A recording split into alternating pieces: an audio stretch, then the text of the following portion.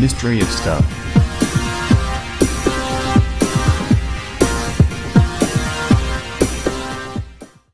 "66 days after their son goes missing at sea, this family gets an astonishing phone call. 66 days after their son goes missing at sea, this family gets an astonishing phone call.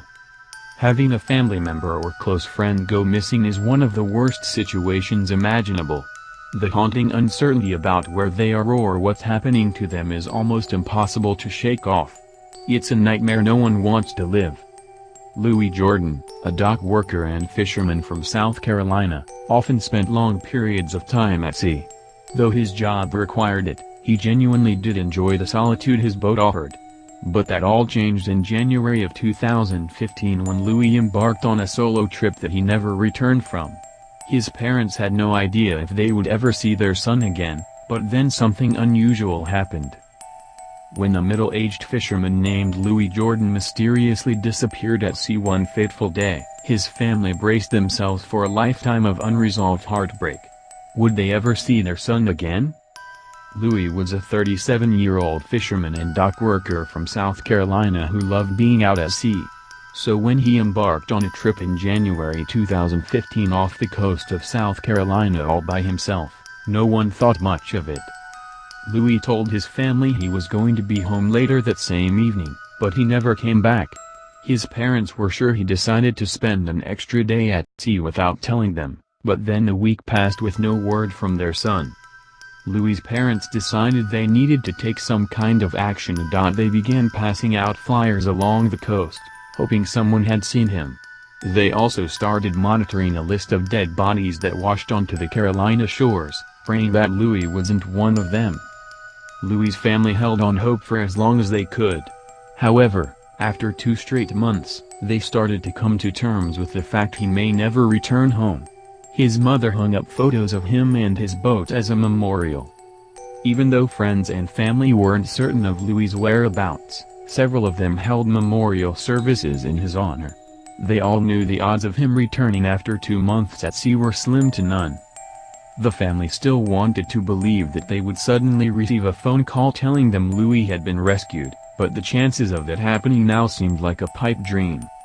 However, on Good Friday morning, something astounding happened.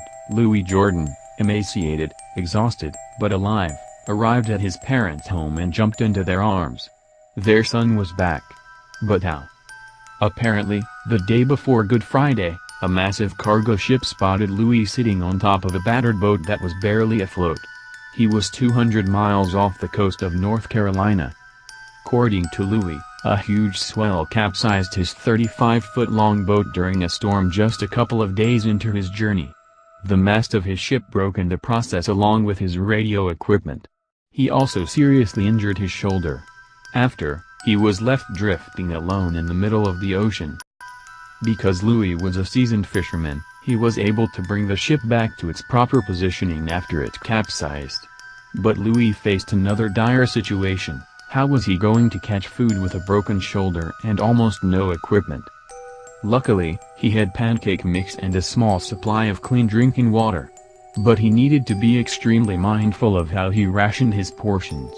He used his boat's stove, which still worked, to cook the pancakes, and he managed to catch a few fish using a small net. Louis also needed to bail water out of his boat frequently to keep it afloat. It suffered a lot of damage in the storm and would take on water throughout the day.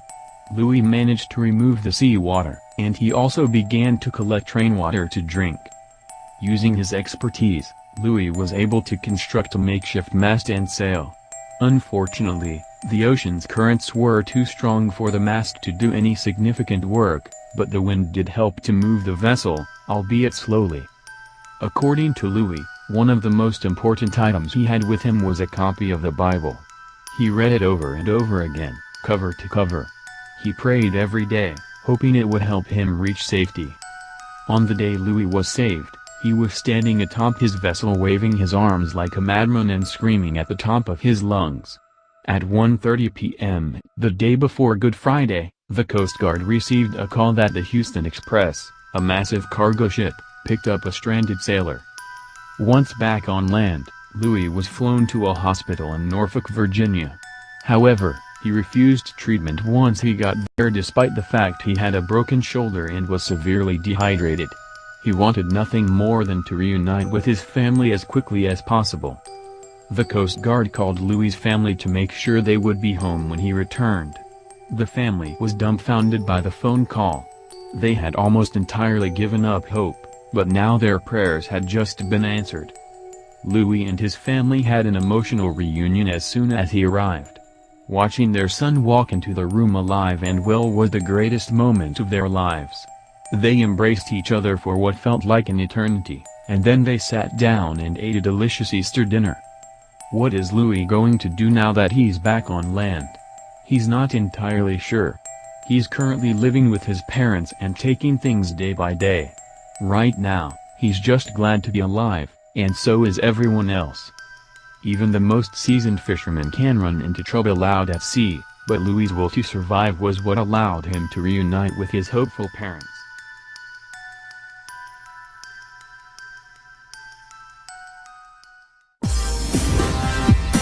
Mystery of Stuff.